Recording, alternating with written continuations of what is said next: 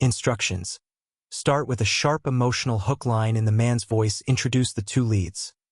A younger man, early 20s, an older woman, late 30s to 50s, who could be a neighbor, boss, professor, new acquaintance, or stranger he helps. Establish a grounded, realistic setting, a home repair, train station, street, or workplace.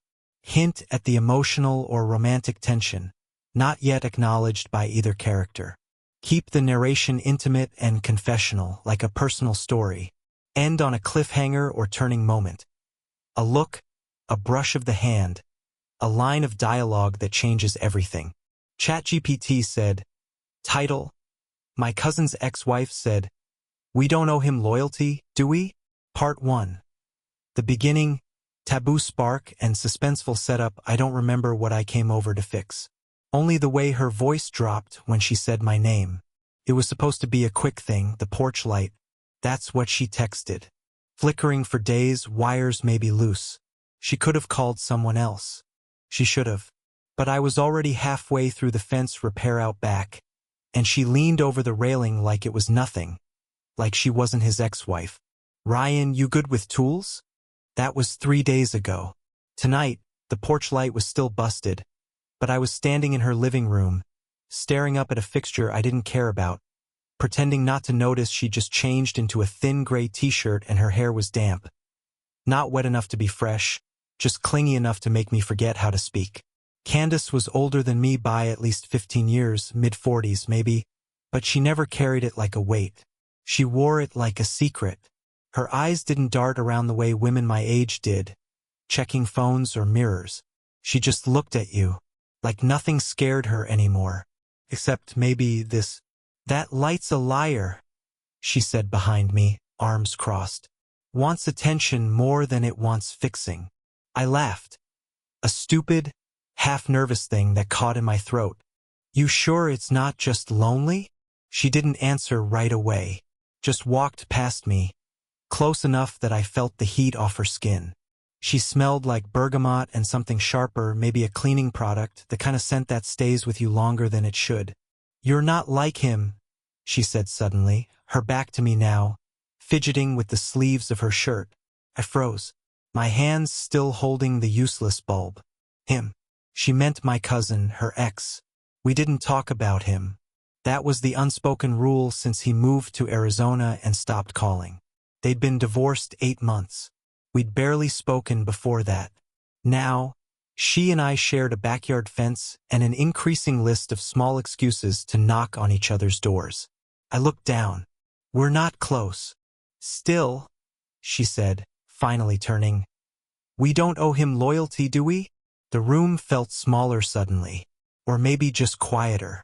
The air between us thickened. Her eyes met mine. Steady, unreadable. I didn't know what she was asking. Not exactly. But my mouth went dry anyway. She stepped closer, slower this time, like each step might break something. I didn't move. I'm sorry, she murmured. That was inappropriate. But she didn't step back. She stood still, close enough now I could see the faint scar just below her collarbone, and how her lips pressed tight as if holding back something bigger than words. I didn't say anything. I didn't know how to. Then her hand brushed mine. It wasn't on purpose, but it wasn't exactly not. And neither of us moved. Somewhere outside, a wind chime twitched. The porch light blinked twice. She looked up at it, then back at me. And then she said it, quiet, almost like a joke. You really don't have to fix that, you know? She didn't pull her hand away. That was the part one kept replaying. Could have been an accident. Could have been nothing. But when someone's your cousin's ex-wife, nothing is just nothing. Every second drips with what you're supposed to pretend you don't feel. I cleared my throat, shifted my grip on the light bulb. I'll grab my tools. But she didn't move. Just looked at me, lips parted like she was about to say something, then didn't. I walked out to the porch slowly, trying to breathe normal. The air had cooled, but I was flushed. Not from the weather, from the way she smelled, the way she'd said my name. Candace was everything I wasn't supposed to want. Older, tied to my family, freshly divorced, and still wearing her wedding ring some days like she forgot it was over. But there was something about her that slowed me down, made me notice things, like the chipped polish on her thumb. The way her voice always sounded a little hoarse at night, like she'd been crying or laughing too hard. The ring of condensation on the coffee table from a drink she never finished. I came back inside slower than I left. She'd sat down on the edge of the couch, not facing me. Her shoulders slouched like she'd been holding something up too long. I watched her exhale, one of those long, tired breaths that comes from deeper than lungs. "My mom called today," she said without looking up. I paused, tools still in my hands. "Yeah. She said I should go back to church." A bitter laugh. As if God's waiting for me to show up and apologize for the divorce. I set the screwdriver down too hard. It clinked against the wood. She turned. "Sorry. That was... No. It's okay." Her eyes lingered on mine. Longer this time. It hit me then how alone she must feel. Not the performative kind, the kind people post about. The quiet, invisible kind. The kind that makes you leave your porch light broken for a week just to see who notices. Candace looked down at her hands. "You know, he used to say I was too much, too opinionated, too dramatic, too tired." My mouth opened, but I didn't speak. "I guess it stuck." "It didn't," I said, faster than I meant to. "That's not. I don't see you that way." Something passed between us. Fast, sharp, unspoken. Her lips parted again, but she just nodded, almost like she was scared she had been seen. And then, she reached out and touched my arm. Lightly, barely, but it stayed. "Stay a little longer?"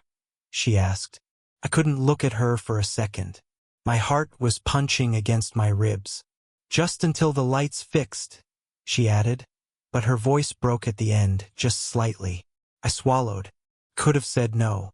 I should have. But I sat down, and she didn't move her hand. She poured us wine without asking. Just walked into the kitchen and came back with 2 mismatched glasses, as if this was normal. A Thursday night, flickering porch light, me on her couch. "I don't usually drink," I said, fingers wrapping too tightly around the stem. She sat close, closer than before. "Then take small sips." The wine was warm. She didn't seem to mind. She tucked one leg beneath her and leaned back like she hadn't been a question in my head since the day she moved in. The light above us kept blinking. I hadn't fixed it. "You know what the worst part was?" she said, eyes on the ceiling. I didn't answer. I wanted her to keep talking. "It wasn't the cheating," she said. "It was how boring I became to him. Like I stopped being a person and turned into a checklist." I tried to laugh gently, but it caught. "You're not boring." She looked at me sharply, like she wanted to believe me. Her lips curved but didn't smile. "I was 20 when I married him," she said, her voice quieter now. "Same age as you." That hit harder than I expected. The number, the mirror of it. Her words settled into the room, soft and heavy. I turned my glass slowly in my hand, watching the wine slosh. "Candace," she turned toward me, fully. Her knee touched mine. Something in my chest tightened. I felt stupid, out of place, like I'd walked into someone else's story and didn't know my lines. I reached for the tools, standing too quickly. I can get this done. Then head out." Her eyes followed me, calm, patient. She didn't try to stop me, which somehow made it harder to leave. I stood on the step stool, unscrewing the glass dome of the light. My hands shook more than they should have. It was a simple fixture. I'd replaced a dozen of these. She stood behind me. I didn't hear her move, just felt the shift in the air. The silence between us filled with something unspoken. Then her hand brushed the back of my calf. Just a graze. Maybe she was steadying the stool. Maybe not. I froze. Her voice was soft. "You okay?" Before I could answer, her phone rang. Loud, sharp, jarring. She sighed, grabbed it off the table. looked at the screen, didn't answer. I climbed down slowly, wiping my hands on my jeans. "Your ex?" I asked, not looking at her. "No," she said, then paused. "Your cousin." My throat tightened. "And?" I didn't pick up. Silence again. She walked to the window, phone still in her hand. Her reflection in the glass looked younger somehow. Or lonelier. I should have left. I knew it. Every part of me knew. Instead, I stepped closer, until we stood shoulder to shoulder in the glow of a light I hadn't fixed. She didn't look at me, but her fingers grazed mine. And this time I didn't pull away. "You didn't ask what he wanted," she said, voice low. We were still standing by the window. Her reflection in the glass didn't blink. "Neither did I." "Does it matter?" I replied, quieter than I meant to. She turned. "It might." I looked down. Not to me. The silence stretched out, long and uncertain. Something had shifted. I could feel it in the way her shoulders rounded, no longer strong, just tired. The kind of tired that didn't come from lack of sleep, but from years of pretending to be okay. She stepped away first, walking back toward the couch, then sitting, not graceful this time, like she needed the cushions to hold her together. "Ryan," she said. Just my name. Nothing else. But it cracked something open in me. "I think about you," I said. The words came out bare. No polish, no control. "More than I should." She looked at me, not shocked, just still. "I try not to," I added quickly. "It's not. I know it's wrong. Or looks wrong. You're his ex-wife?" she finished with a bitter smile. I nodded. Her laugh was small and joyless. "You think I don't feel it too?" I froze. "You show up with your tools and your stupid gentle eyes and don't ask for anything. And you think I haven't noticed?" Her voice cracked. "You think I don't watch you walk back across the yard and wish you'd turn around?" I blinked. Something caught in my chest, sharp and hot. "You're just a kid," she said. But she didn't believe it. "Not really. And I've already wrecked one man in your family." "He wrecked himself," I said, stepping closer. "You just survived it." Her breath hitched. She looked away, then back. "I'm not used to people seeing me," she whispered. "They look, they want, they take, but they don't see." I crossed the space between us. "Then let me," I said. A pause. She looked at me, and I saw everything she was holding, years of being careful, of keeping her edges dull, of being the responsible one, the mature one, the one who knows better. And I saw her wanting, for just 1 second, to not care. I sat beside her. Our knees touched. She didn't pull back. "Say it," she whispered. I stared at her. "Say what?" "That you want me to kiss you." I didn't breathe. "I want you to," I said finally, voice raw. She didn't move. We sat in silence, the air between us tight, trembling. Then her hand found mine. She squeezed once, but she didn't lean in. She just asked, so quietly I almost missed it, "If we do this, will you still look at me the same in the morning?" And I didn't have an answer. "I'm not the first," she said, letting go of my hand. The words hit like a wrong turn, subtle, then suddenly off course. "What do you mean?" I asked, but her expression had already changed. Guarded, bracing. She stood, ran her hand through her hair, exhaled hard. "Your cousin," she said. "Before the divorce. He used to say things, half jokes, about how you looked at me at that barbecue 2 summers ago." My mouth went dry. "I didn't." "He said if anything ever happened, you'd be waiting." She laughed, bitter. "He was drunk." I didn't believe him, until last month. I felt cold all of a sudden. "That night? With the fence?" She nodded. "You barely looked at me at first. Like you were trying not to." I sat back, sinking into the couch. "He said that about me?" He said it like he didn't care. Like he'd already written us off. I clenched my jaw. "That explains the voicemail." "What voicemail?" My eyes shot up. Wait, he didn't call you earlier. That wasn't a call. She stilled. It was a voicemail? I nodded slowly. I heard it. Your ex. That was his voice. Her face went pale. She grabbed her phone from the table, unlocked it fast, too fast, and played the message on speaker. Hey, Candy. Look, you don't have to play the innocent act with him. He's not a kid. I told you before, if you want to cross that line, just don't drag it out. I'm done caring. You two deserve each other. The message ended. The room was silent except for the hum of the porch light, still blinking like it couldn't decide what side it was on.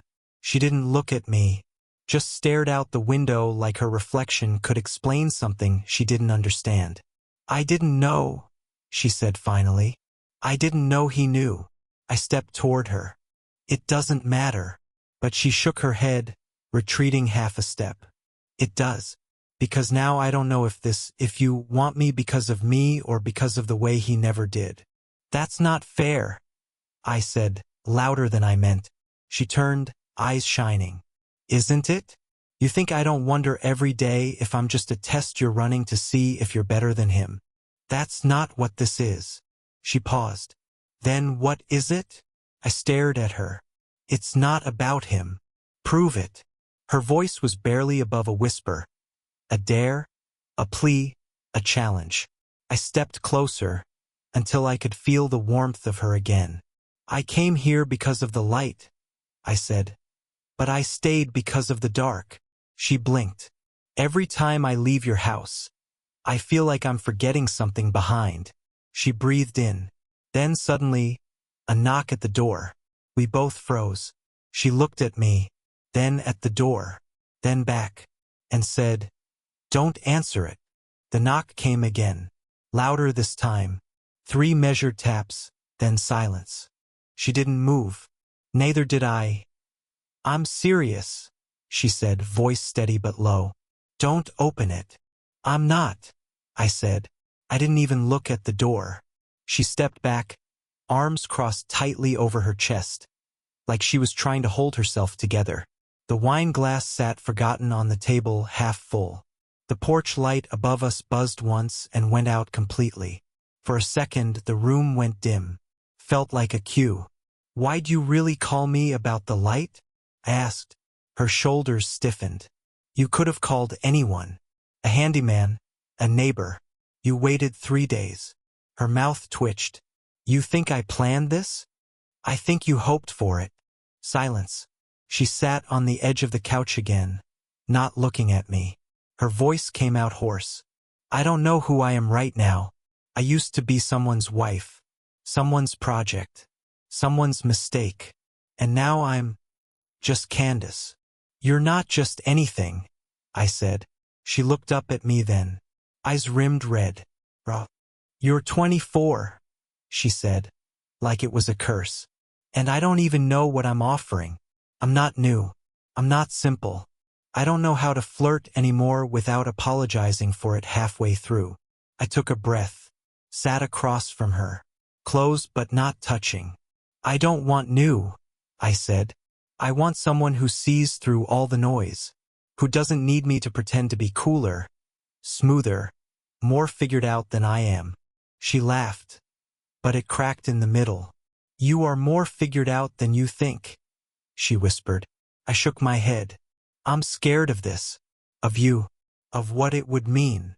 She blinked slowly, letting the weight of it settle between us. "So am I," she said. Another pause, a long one. Then she leaned forward, elbows on her knees, face in her hands. "I don't want to be his story anymore," she said, muffled. "Not even as your footnote." "You're not," I said. "You're mine now, if you'll let it be." She looked up. Everything in her face trembled. Not fear, not weakness, just truth. The unpolished kind. The kind that takes years to finally speak. And then she nodded. Once. I reached for her hand again. This time she didn't hesitate. "Okay," she said. Just that one word. Like it cost her everything. I squeezed her fingers. The knock at the door never came again. We stayed there a long time in the quiet, hands tangled, not kissing, not rushing, just deciding. And that was more intimate than anything I'd ever known. I never fixed the light. Not really. It blinked on once more a few days later, then died for good. Candace laughed when it happened, called it fitting, and let it stay that way. Sometimes, she'd light a candle on the porch instead, soft and flickering, as if to say, I'm not hiding, but I'm not announcing it either. After that night, we didn't rush anything. She didn't ask me to stay over. I didn't press, but I came by, almost every evening, fixed her leaky faucet, helped carry groceries, sat with her in the kitchen while she peeled oranges, and I talked too much about nothing and she just listened like she always had. The porch light stayed dead, but something else lit up between us. Slow, unsure, real. We talked about my cousin once more. Just once. I told her I wouldn't lie if he asked, that I wasn't ashamed, but I wasn't proud either. Not of how we started.